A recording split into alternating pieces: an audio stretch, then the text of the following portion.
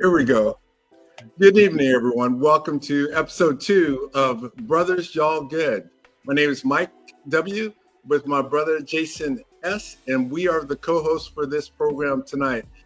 Jason, why don't you go ahead and tell us a little bit about what this podcast is all about? Oh, yeah. Hey, everybody. How you doing? Brothers Y'all Good. Well, this is more than just a podcast. It's a talk. It's actually a real talk space where Black men can come through, open up, and get honest about mental health. This show dives deep into the stuff that matters: faith, fatherhood, fellowship, and all the ups and downs of navigating life as a Black man today. From dealing with stress, anxiety, and trauma to breaking through the stigma that's been holding us back. This podcast keeps it real with personal stories, which is going to be for tonight, expert advice, and practical tools to help you find peace and strength. This ain't just talk, though. It's about building each other up, sharing experiences, and creating a healthier, stronger community. So pull up, tune in, and let's have the conversations that heal. Together, we're breaking the silence, overcoming barriers, and helping every brother to be able to say, yeah, brother, I'm good. What's good, Mike? Brother, you good? This week was rough, man. I'll be honest. You know, we've had a chance to talk to each other a couple times during the week. And for those that are tuning in for the first time or following this live right now, we did our podcast last Tuesday, and I was excited about it, right? I thought we were exactly where God wanted us to be, doing what we needed to do. Woke up the next morning and got a message from one of my colleagues who told me that one of our employees had taken his life Tuesday night. His office is just a couple of doors down from my office. It's a guy that I've known not that long, only about a year or so. He was a guy that kind of kept to himself, didn't really interact with a lot of people. But I'll be honest, man, I've been kind of shook by it. One of the things that's nice is my employer has grief counselors that came to the work site to chat with people. And it seemed to me that for the most part, everybody was trying to put on a brave face, and maybe they were brave, but I was honest and I needed to talk to somebody. So I went downstairs and spent almost an hour with the grief counselor, sharing what was going on, sharing how to relate it to some other stuff that had happened in my work life, and trying to get some grounding on how to deal with. So I'm much better than I was last Wednesday, man, but the end of last week was tough. You know, it's interesting. I think that's probably a good segue into kind of what I was thinking we probably should talk about tonight. And one of the things I was thinking about is, what is it that makes people not want to open up? And there's a myriad of reasons. There's not one reason, right? Amen. But I do think there may not be one reason that makes me not want to talk, but there certainly has been one reason that has made me know that I can talk. And I wanted to kind of get a little personal with you tonight, because I think it's important for folks to know you and to like understand the perspective that you're coming from. And so, if you could give us just a kind of a brief history about your life, not your whole life, but just sort of how did you get to this point where you are right now, and then talk about what you do. Sure. Wow. So let me start at mid-adult life. I decided to attend law school in my late 20s. Had a career as an accountant before that, but decided I wanted to do something different. Went to law school, joined the public defender's office in San Diego County, and worked there for nearly 20 years. Had what I consider a successful career. Was invited by a judge that I knew fairly well to apply to the governor to be appointed as a judge. And in 2023, I was appointed to the San Diego Superior Court as a judge. So since September of 2013, that's where I've worked. I worked at the San Diego Superior Court, as a judge, handling family law cases, criminal cases, and now I handle civil law cases. So that's my work life primary. And then what I've realized from that work is what I talked about recently in an interview with the Daily Journal, that in a lot of ways, the courthouse is just a glorified trauma center. It's a place where a lot of people have a lot of problems and they bring it to a courthouse to try to get them resolved, whether they're victims of crime, whether they're going through divorce or separation, looking for child support, or whether they think someone's done them dirty in a contract or as a landlord tenant or otherwise in business, or strangers on the street getting into accidents with each other. They all come to court trying to look for help. I realized how much pain I was ingesting by doing that day by day, to listen to people talk about what had gone wrong in their life and why they came to a courthouse trying to get somebody to try to fix it. You know, it's interesting that you talk about ingesting that pain, and some would refer to that as vicarious trauma. The trauma happens to someone else, but there are people who, because of their proximity to it or proximity to somebody that was a part of it, ends up feeling some of that. And I didn't even ever. So a couple of things. When we met years ago, there was an instant, man, this dude is super cool. And I just never knew really what it was, right? We hadn't, and I never, I mean, I probably met judges before, but like we always joke when you and I talk, I got to look at my watch and go, okay, hold on. Do I got 4 hours? Because I know it's getting ready to go down, right? That's always the case. Amen. But one of the things I noticed about you over time is that who you were privately is different than who you were publicly. And I just was always like, well, he's a judge. Like, of course, like, you got to carry yourself a certain way. You have to talk a certain way. People have these expectations. And then there's all this legal stuff. And then there's all this, and there's that. And we actually had a chance to talk about some of that. And it really made me think about some of the things that you've ingested. And then because of the expectation of your career, you've had to keep a lot of that stuff bottled up. And I want to talk about that tonight. I want to ask you a few questions about how did we get to the Mike today versus the Mike that I first met years ago. And so can you talk a little bit about what your life was like? Maybe now that you're looking back, when did you sort of see, or even if you can take yourself back, when did you start seeing that you had these issues that you weren't dealing with? When did that become apparent to you? I realized for the first time when I was still working, doing criminal defense work as a public defender.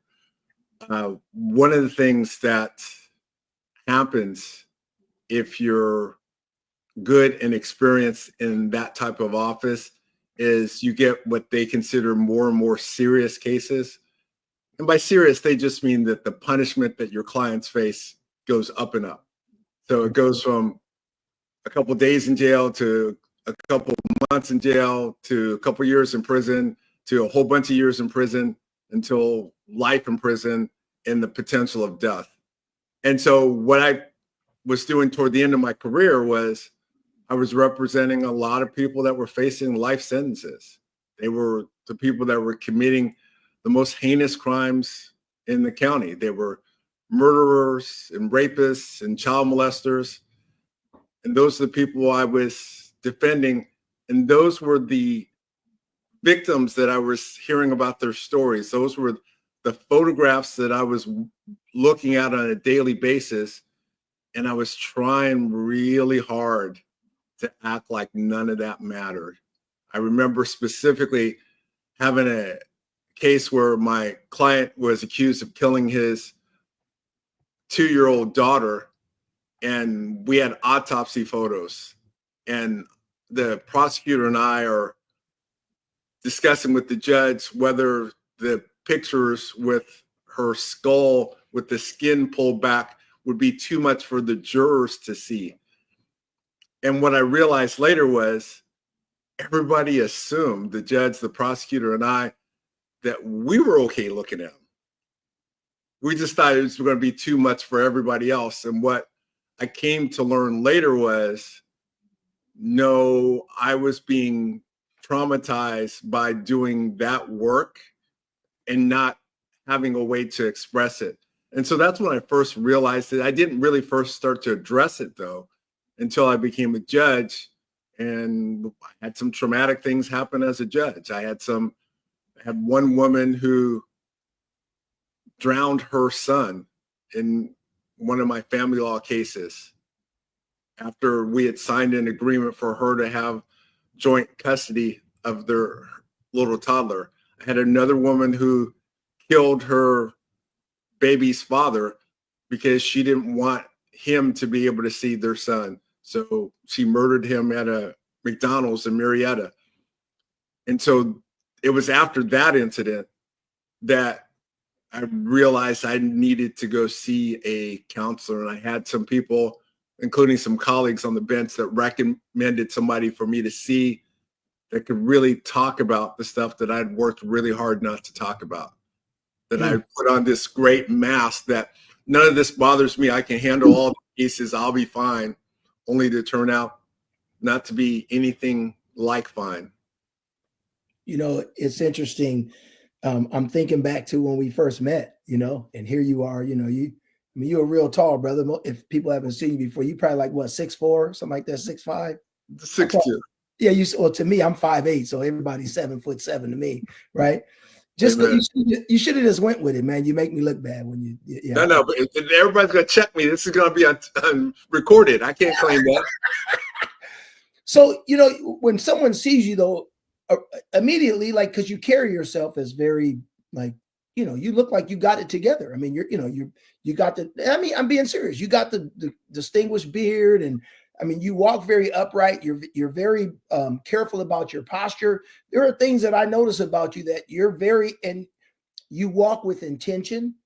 And it's interesting to me. I attribute a lot of that because your mind as a judge, you have to pay attention to everything. You know what I mean? And so I think naturally you probably just do that. I don't know, but I noticed that about you. And I would have never thought, I wouldn't have ever known what you did for work.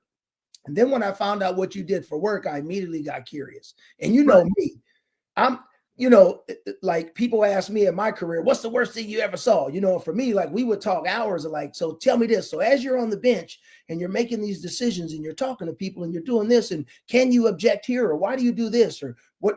And so much so that you're like, man, you need to go to law school. You know what I mean? And so, but still, I still say that. You do. But I just never would have ever thought that here's this man that's very proper, very successful, highly successful, super wise, has the responsibility for people's lives and the directions of their families. And I never once thought that your job would affect you at all. I never, ever thought of that. And I'm grateful that we became friends because we had a chance to talk about what really matters, right? Exactly. We got a chance. And so what was it like for you with this? Two things. One, did you know that me and other people that meet you feel that way about you? One, don't expect you to have that. Do you feel like we have an expectation of you as a judge and society? And if that's one question. And the second question is, how hard was it for you to come out of that stereotype or to come out of this obedience shelter that your career has you living in?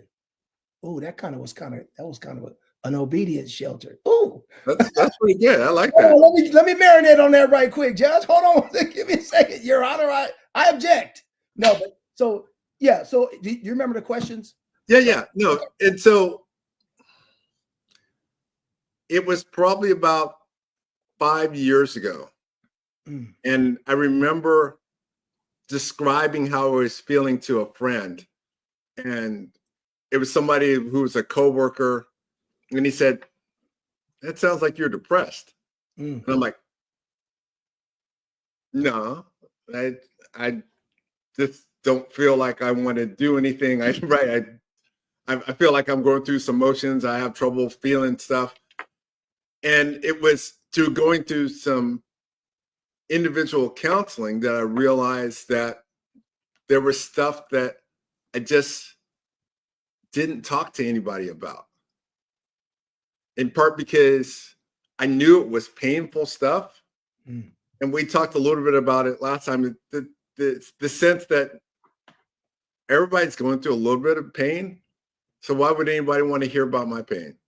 Mm. And so I worked really hard to create an image of this guy that was really put together.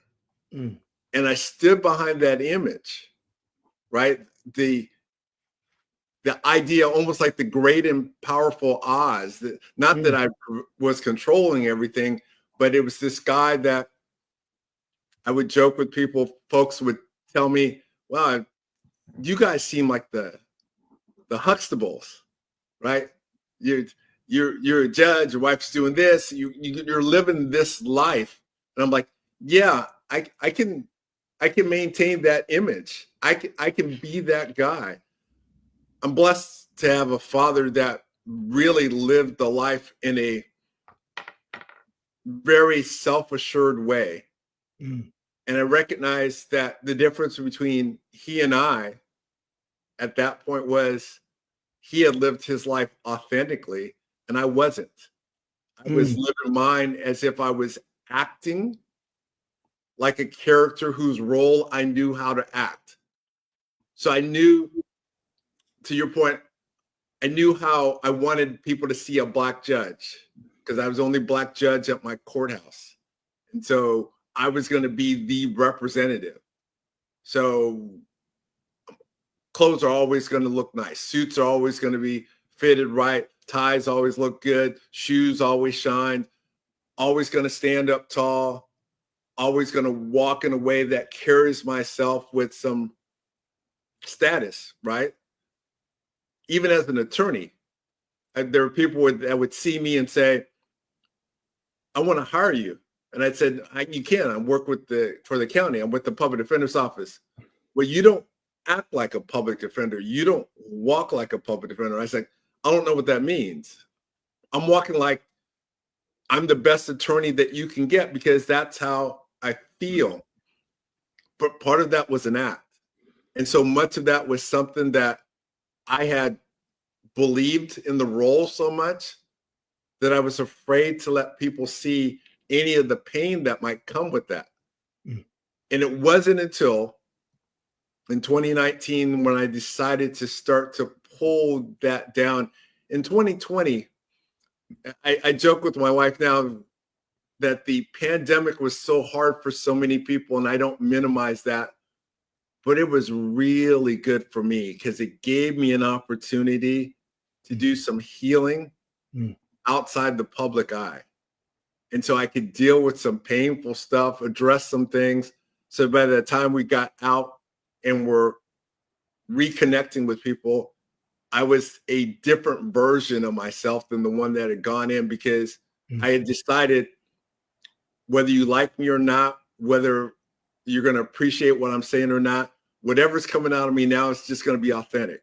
And you're going to take that however you want to take that. So I'm not going to worry about if I'm pleasing people. I'm not worried about if I meet the image that you had for me as a judge or me as a Black judge or me as a Black man or anything. Just I was going to be there and be authentically me. And that really was the change in 2020.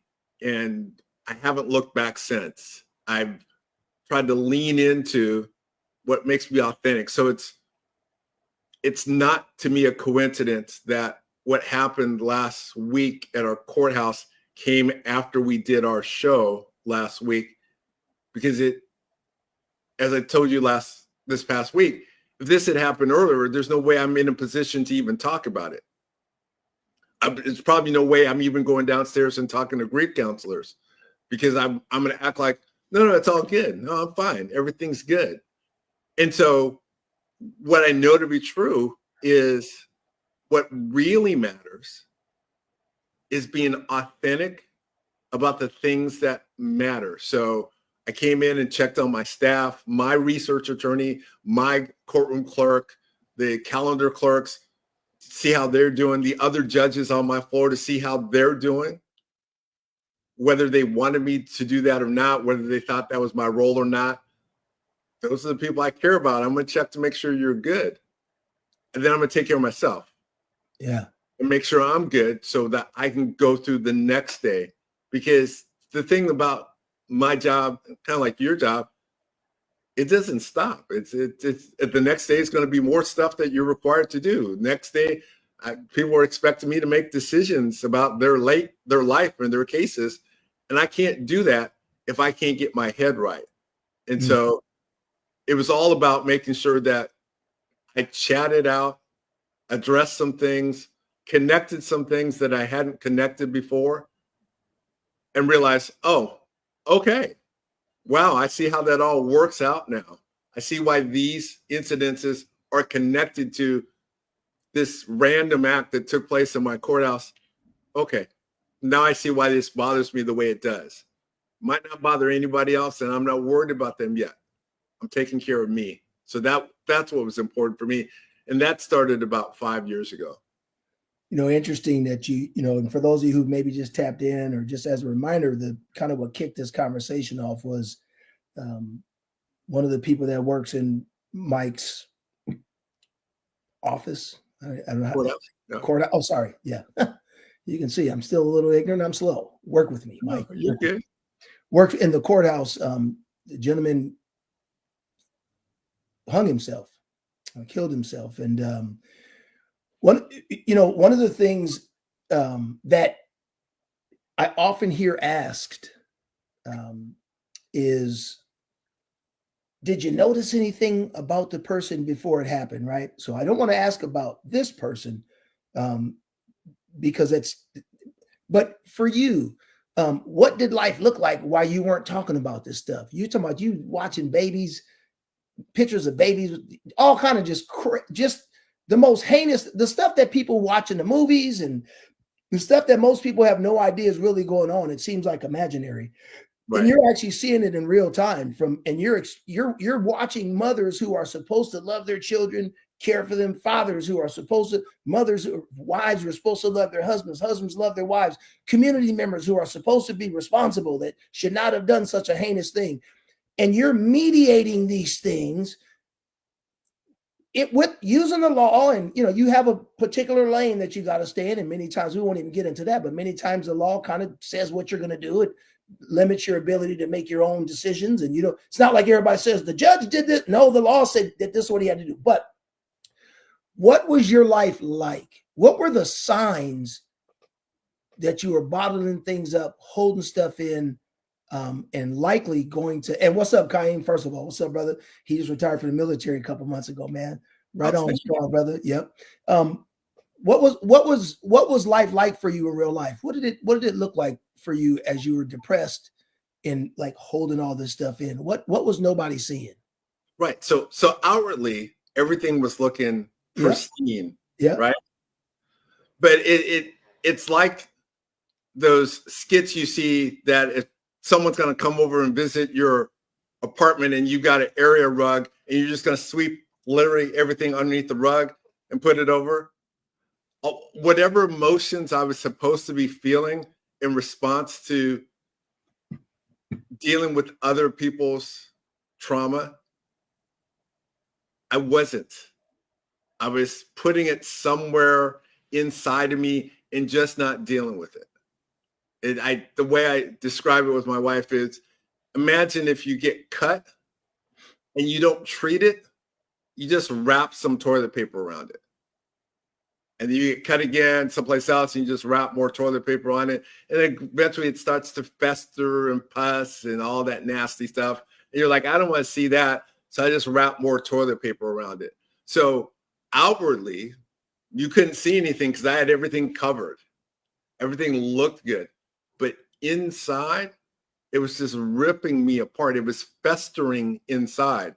And so I had to get to a point where cut away all the stuff that was hiding stuff, and just let it come out to the light. Let's talk about what's there. Let's talk about what you've dealt with, that vicarious trauma that you talk about, that being trauma adjacent, right?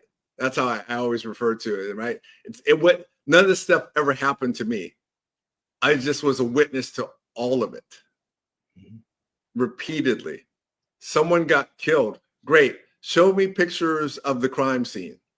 Someone got stabbed and there's blood all over. Great. Show me pictures of the bedroom. So I could see, right? So that was my daily fare. I mean, every 2 weeks, here are some more cases for you. Oh, he's charged with murder. I wonder who he killed and how he might have killed them. Let me see the photographs. Well, that photograph isn't consistent with that person being killed in that way. I think I know what my defense is now. And so part of my brain works really well because it's really analytical. And so if I lean into that part of my brain, gradually I just kept shutting off the emotional part. Problem is, it's not an on-off switch that works really well. So then you end up going through life just kind of numb to stuff, attending things but not really participating in them, talking to people but not really connecting with them. Why? Because there's no heart in it. Why? Because I had to protect my heart, because my heart would be broken. My heart gets broken now, right? I talk about certain events and I tell people all the time, I apologize. I'm starting to tear up. I'm starting to get choked up. It gets to me because my heart's engaged now in a way that it wasn't. And that's what I had to lean in. And we talked about our faith, and my faith in God is kind of the thing that brought me back. Understanding it's too much for me, but it's not too much for my God. And so the line I always tell my wife is, I've got you and God's got us. And so if I lean into that and go, no matter what it is, and no matter how big I fall, and I can fall and fail big, God's going to pick me up, dust me off, carry me if he needs to, until I'm willing to put my feet back on the ground and try to take steps again on my own. And so that's been the difference. It's been the trust that there's a power that's looking out for me, a God that's not there to prosper me, not to harm me, but to do good. And if I lean into that, then whatever happens along the way, I was telling somebody today at lunch, it's just part of the journey. We're not focusing on the event. We're focusing on, it's just another part of the journey. So don't think that you have to accomplish certain milestones, because they aren't. They're just stones that you're going to pass as part of the journey, because not everybody's walk is straight.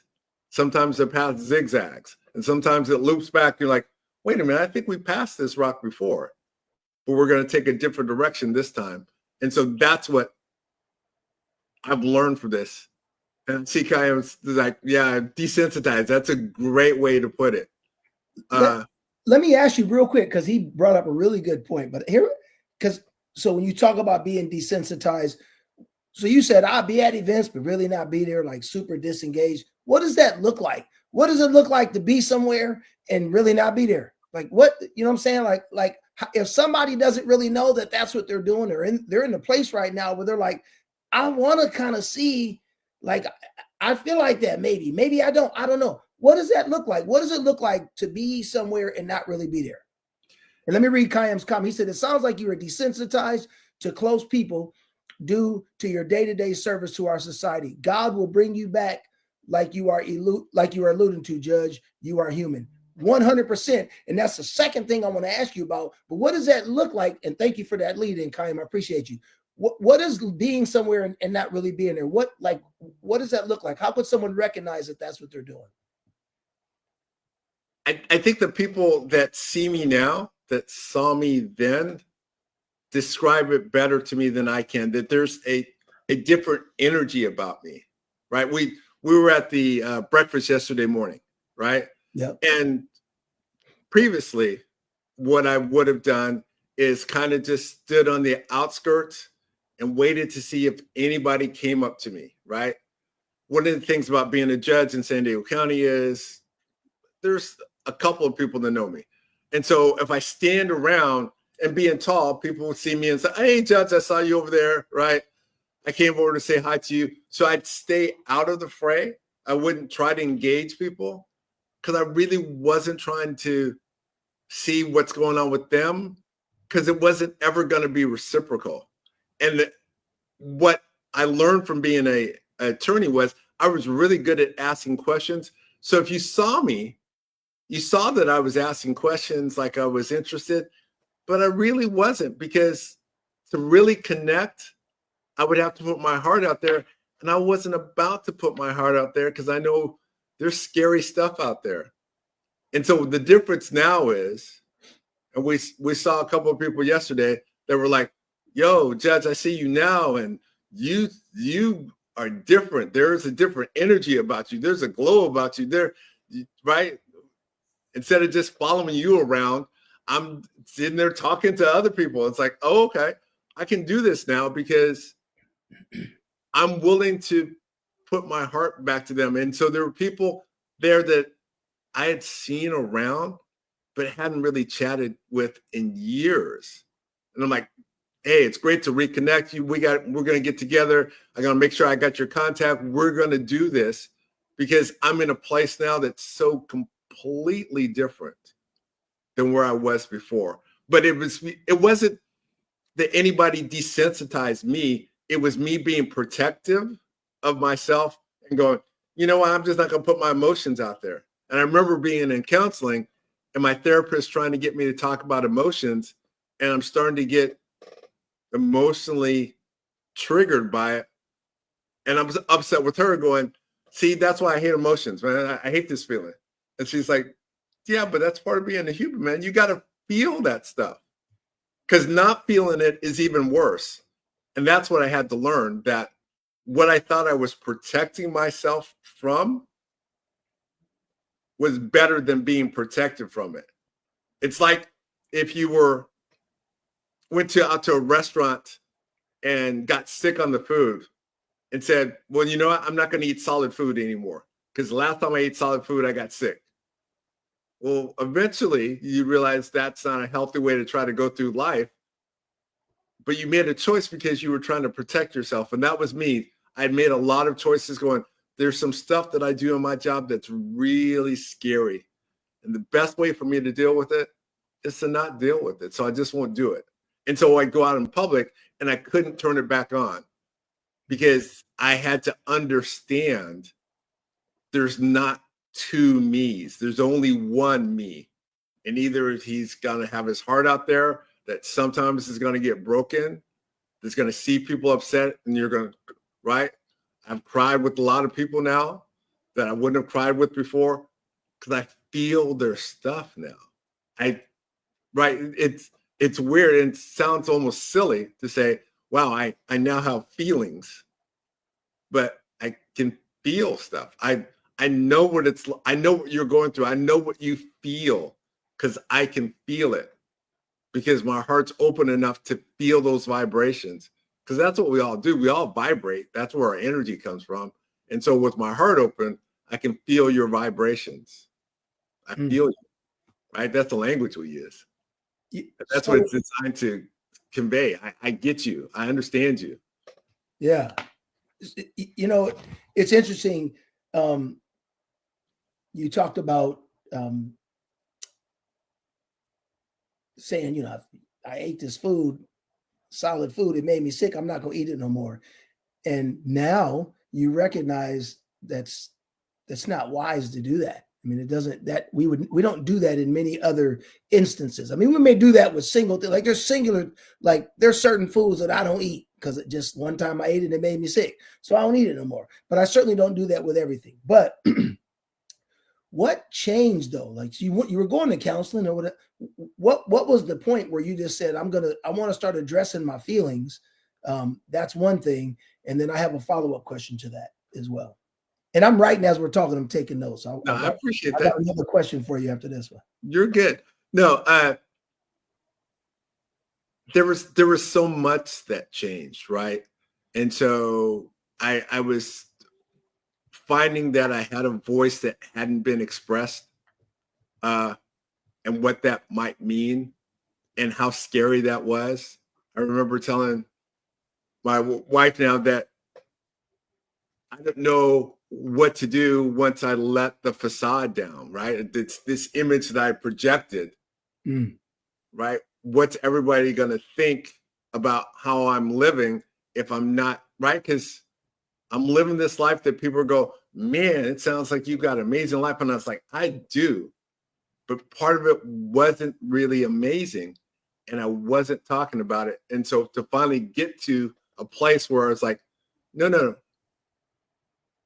forget all of that stuff that you might be impressed by.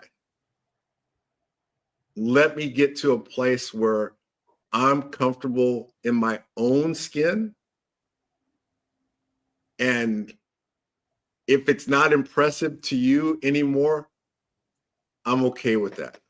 If you think that I'm not carrying myself the way you thought I was carrying myself, or I'm not doing the things that you thought I was doing, or I'm not the person you thought I was, I'm okay with that. Because what I'm going to do for the rest of my life, starting in my 60s, is I'm just going to be authentically me. And I can be that everywhere. You know, my wife asked me just last week, tell me something that is important enough that you would lie for. And I was like, I can't think of anything right now. I mean, I probably would lie to protect her from physical, strong emotional harm. Yeah. I thought that was the right thing, but I really have to think about that, because what God's shown me is how valuable truth is.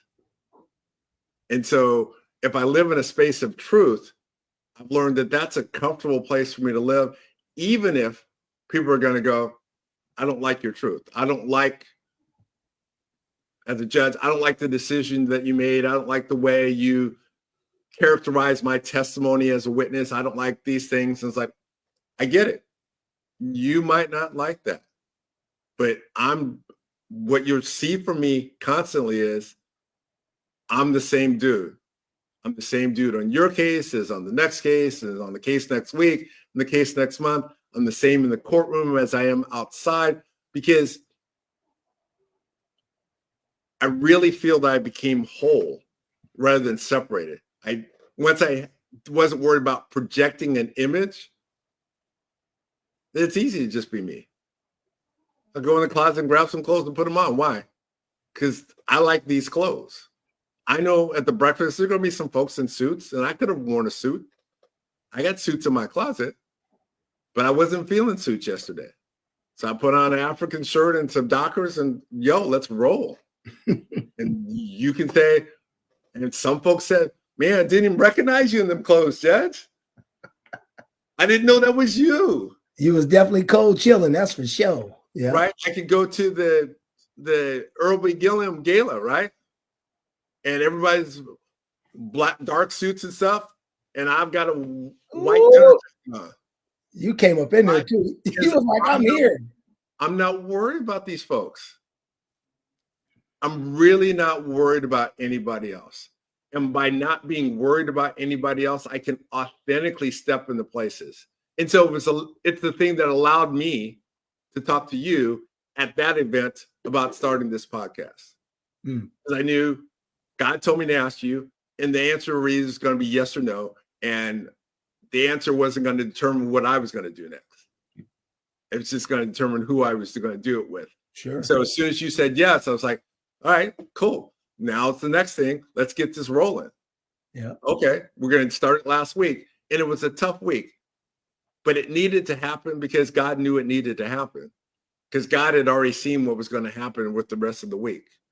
And so I'm so grateful to be in that space because I'm comfortable. We talked earlier about the stuff that brought me from North County down to downtown San Diego, and how that also helped me understand my walk and how little I needed to rely on what other people thought about my choices, because I was going to make choices that other people were going to go, that's silly, that's stupid, that's crazy, that's improper, right? That you going too far, you doing too much.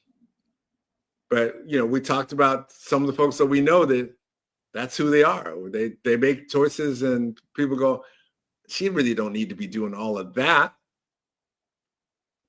Except she does, because that's who she is authentically.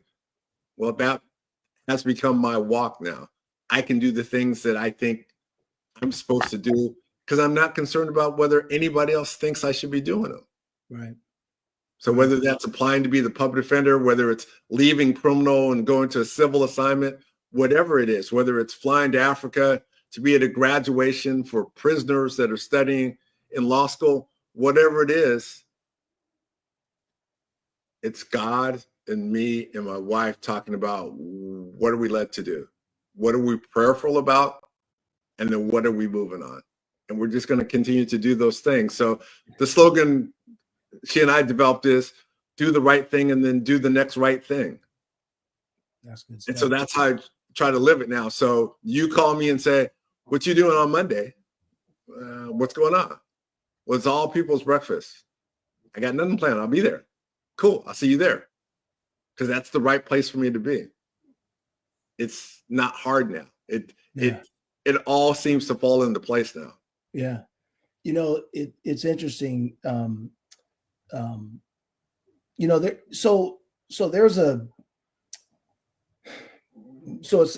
Obviously you get to this place, you start seeing all these incredibly crazy things at your job, and you're faced with this reality of some of the very savage nature of man and savage nature of the laws too. Let's be real. Like, it ain't just the people. The laws, is some things going on there too, right? Like, I mean, it ain't, this system in many ways, needs to be realigned, which kind of leads into my next question in terms of your life before this was a particular way, but now you still got to go to work. You still get to see these things. You still have to see it all.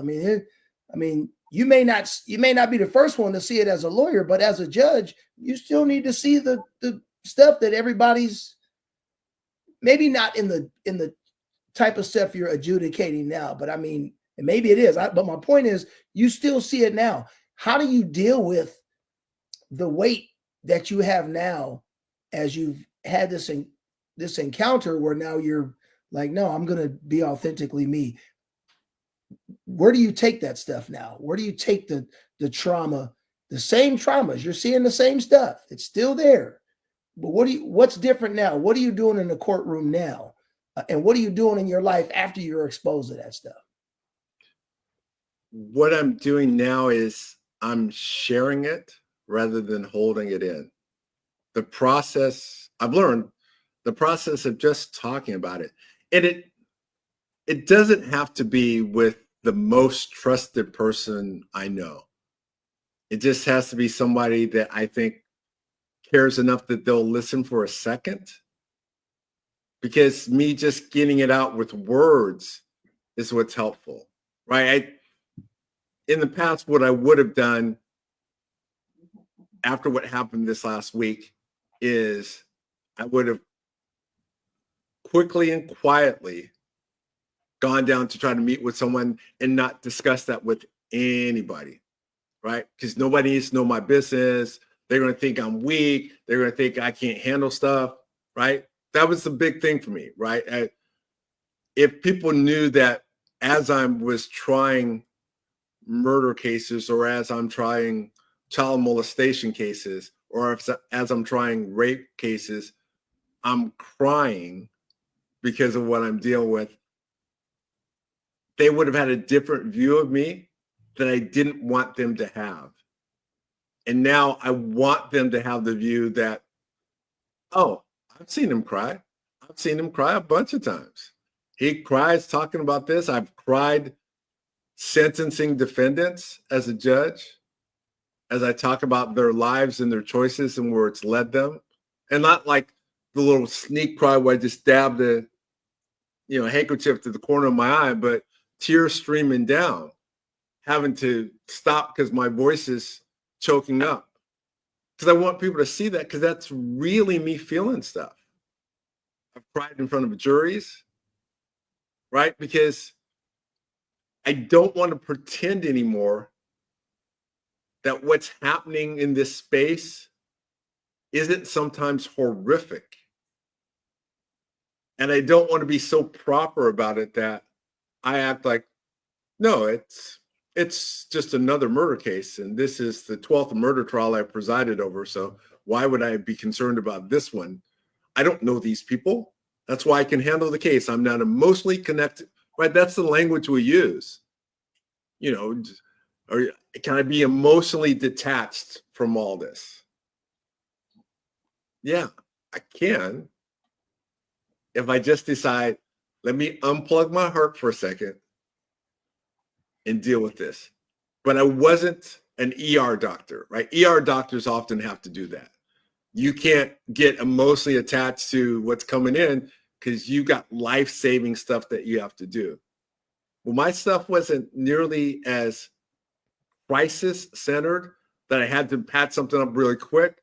And so it meant I was spending more time in these traumatic situations, but treating it the same way. Let's not talk about it. Let's joke about it, right? Let's make jokes in the office about pedophiles. People are like, why would you joke about that? Well, it's that dark humor because it's such a horrible thing. No, let's talk about it's a horrible thing. I got to go defend another person who's charged with sexually assaulting a minor. And I got to say some stuff because I got to use my legal skills to try to get them the best result that I can get for them. And what I learned is it's so much easier if I'm emotionally plugged in rather than I'm emotionally disconnected. That it made me a better attorney when I leaned in. But it was so hard that I didn't want to do that often, except when I had to, because it was taking a toll on me. And it was a toll that I wasn't properly addressing. And so it wasn't until I decided, Brother Harvey, and I see you,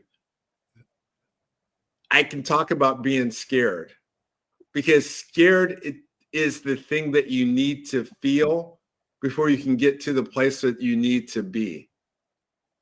At least for me, I needed to feel scared to know that it mattered, but have the courage that it wasn't going to take my life to deal with the traumatic things I was dealing with.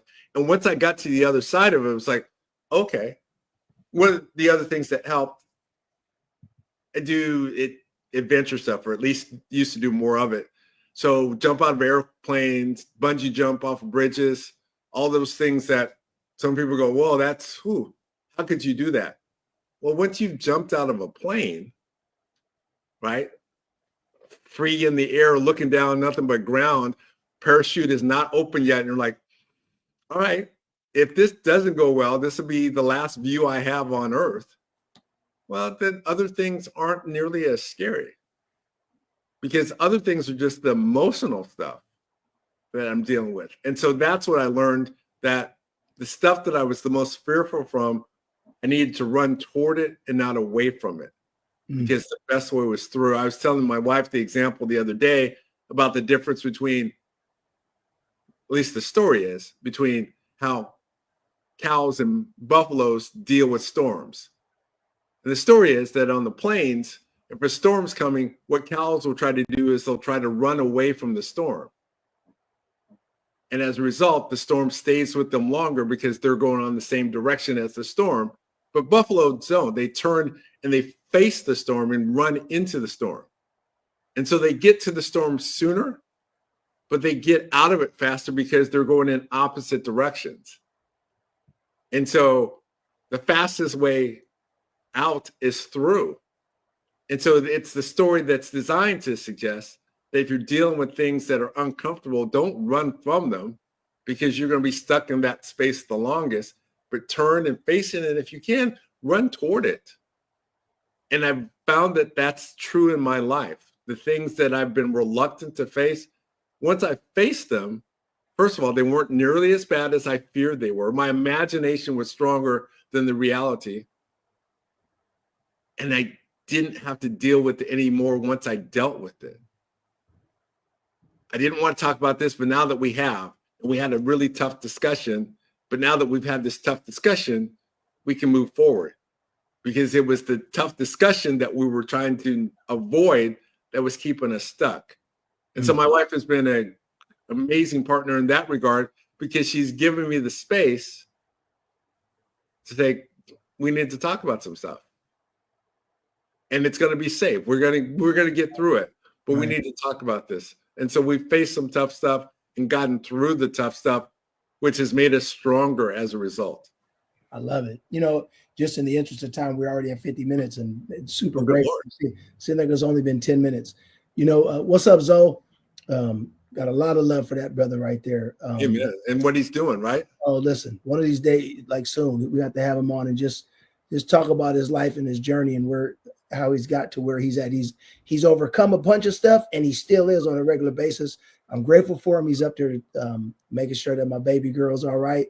My daughter got another uncle up there while she's in school. So, yeah.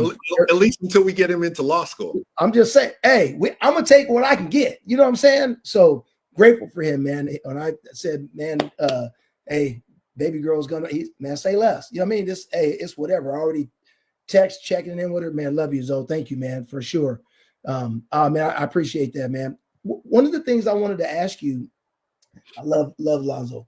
One of the things I wanted to ask you, just in the interest of time, Mike, is, you know, now that you've gone through this, and there's so many more layers to the onion, right? I mean, we could drill down on a lot of the nuances here, but just for the sake of process, right? Just as vicarious trauma affects people, right? So does vicarious healing affects people too. So my last question is, like, so now that you're like in this space where you're like, I'm just going to keep it real. Like, I mean, like, I don't know what the consequences are going to be or whatever, but you know what I mean? But how has your change, because they say hurt people, but I think heal people too. So how has your change affected people that are around you? People say, oh, you're a different person now, but how do you think, are there any instances where maybe people have come out of their shell or have began to talk about things because you've done that? What has been the consequence of you doing the right thing? This podcast, the conversations that I've had, you know, in the lead up to this, I talked about last Father's Day. I was invited to be a speaker on behalf of my fraternity. What is your fraternity, sir? The illustrious Phi Beta Sigma Fraternity Incorporated. Illustrious. I know that's right. Go ahead. Say it. Go, Mom. You know. So I had a speech written out that I thought was pretty good about the importance of fathers and the support that fathers need from the community, and how we're often playing this superhero role, right? That we can solve all the world's problems. We got everybody covered. And like superheroes, don't nobody need to take care of us. We're good.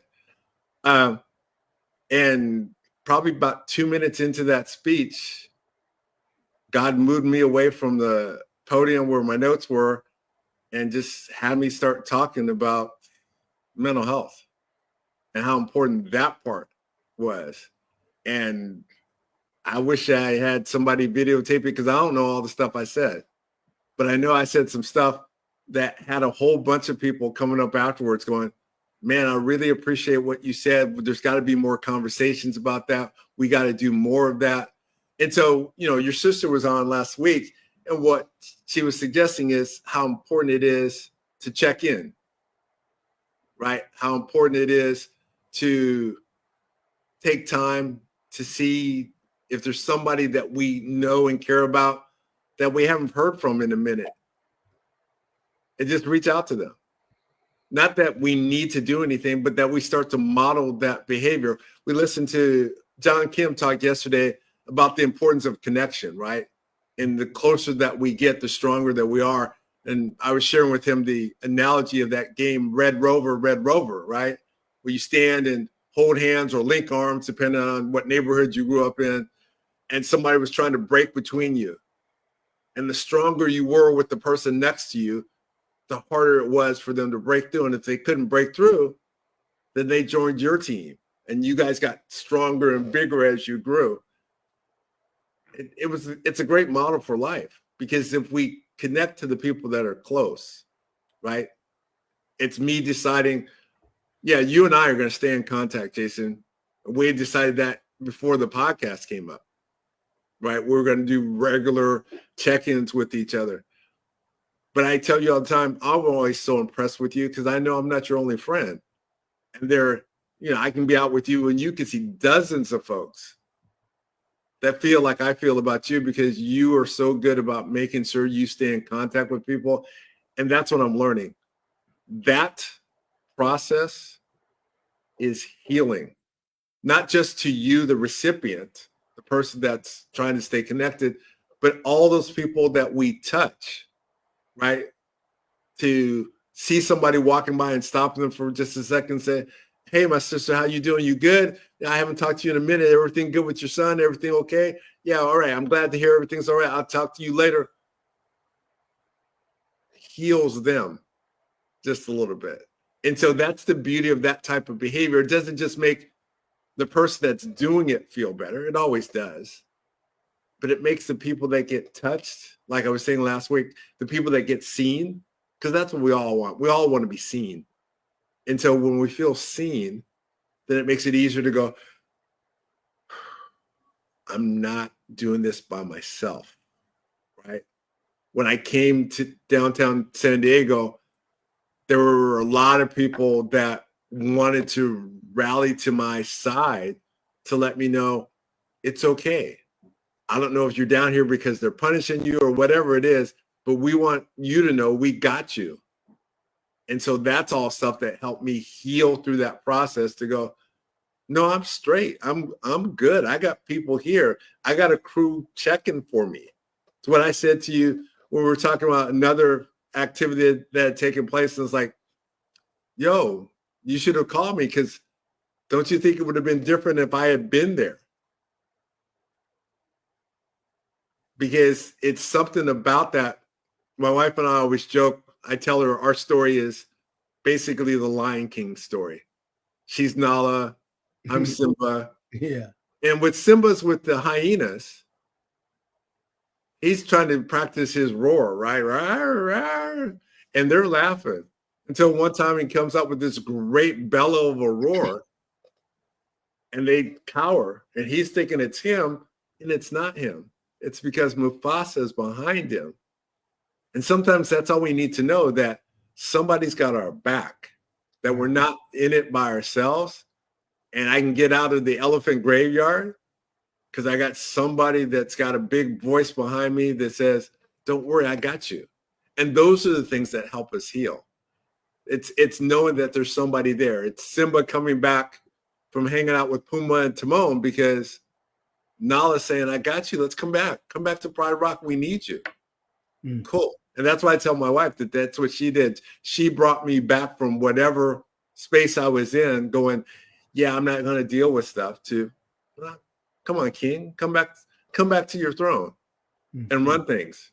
Okay. Well, now I feel like a king. Let's run things. Let's go. Yeah. Man, that, I'll tell you, man, I could think of 1,000 more things to talk about. And one of the things that we talked about doing is creating a space that we can really have these conversations. Next week, we'll have on a couple of brothers that actually created a space to be able to do that. And I'm looking forward to that. I think we need these intimate moments. This is very public. So a lot of people probably don't really want to do a public facing thing. Some people may want to do that. I appreciate you taking a risk and doing, because no matter how comfortable you are, it's still a risk to be open. There could be consequences to you professionally or whatever for, but when you get to that place where you're like, I just want to be what God wants me to be, then and you realize who's behind you roaring, it makes it different. But I just want to say thank you for keeping it 100. That's amazing. And I want to just say thank you to Kaim. Really appreciate you. I need to reach out to that brother too to see what he's up to now that he's retired, because I want him to buy me some coffee, getting that free money. But that's a whole nother thing. What's up, my man, Greg Martin? Greg used to help Greg worked in the medical office where my mother used to go get seen for a long time. I've known Greg for many, many years. What's up to my brother Alonzo? Man, I love you, bro. I appreciate you. Thanks for tuning in. And DeAndre, another man, superhero in the community. Both of those brothers got some amazing things that they got going on. And I can't wait to talk about that. These are gentlemen that have made. I just was talking to DeAndre the other week about some of the same similar stuff. We was having these same similar conversations, and I just wanted to have this so we can model this behavior and just have a regular conversation that people can do by themselves. But I want to bring like DeAndre on, and like I want us to invite him, man, into the space to talk about his journey and where he's at. Same with Alonzo and just his journey and where he got, how he got to this spot. He's made some incredible changes, and both of them have made big decisions that have cost them something. It's easy to do stuff when there's no consequence, but I respect the men and women that do things when you actually got to pay for it. So even the scripture says it's easy to love people that love you back, right? Amen. Tax collectors do that. But the real gift of love is when you give it when the person that you're giving it to doesn't even have the ability to pay it back. Not just that they don't want to, but they don't even have the ability to pay it back. So I appreciate that. But that's all I wanted to say. Did you want to say something in closing? Thank you to everybody that watched, that will watch. And thank you again, Mike, for sharing this space. I love you, bro. I appreciate you. No, I appreciate it. And I didn't know you were such a good interviewer. I should have known better. I thought you did an amazing job with that. So let me make a couple of comments about some of the logistics about this. If you're watching this now live on Tuesday night, you're probably watching it on Facebook.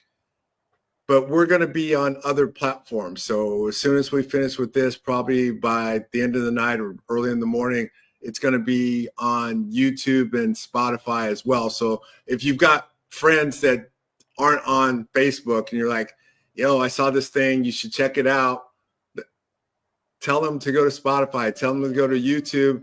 Brothers Y'all Good. You can find it under that title on either site. We've got channels set up there. I'm not big into the subscribe and all that stuff, but I'll probably work my way toward all of that stuff, so it'll start rolling off my tongue. But I want you guys to check it out. As you can see, this is a couple things. It's a labor of love, and it's most importantly a work in progress that's designed to be more than just a vanity place for Jason and I. We've both got full-time jobs, and we've got a bunch of stuff on our plate. We want to create this space where we create conversations, right? Real talk between folks so that they can, if they need to, heal from some of those wounds that we get in life, whether it's from a significant other or a coworker or a boss or a stranger on the street. So we can talk about it, address it, and then move forward, knowing that we've healed from it rather than dealing with it later because we never quite got that taken care of. And so I'm going to encourage people to give us some feedback. So if you're on Facebook, you can go to Jason's page. You can go to my page. You can go to the Brothers Y'all Good group. It's a public, open group. So you don't have to wait till somebody invites you in. You can go there. It's going to be posted there. You can leave your comments. You can send us questions. Give us topics that you want us to discuss in the future. Jason talked about we're going to have a couple brothers on next week and start to chop it up in a way that we think is going to add more to the dynamic of the program. And so that's what I'm going to encourage you to do. Spread the word. If you think it's been helpful to folks, let them know where to find it. If there's things that you think you can offer us technically on how to do this better, give us your suggestions. We're willing to learn from folks.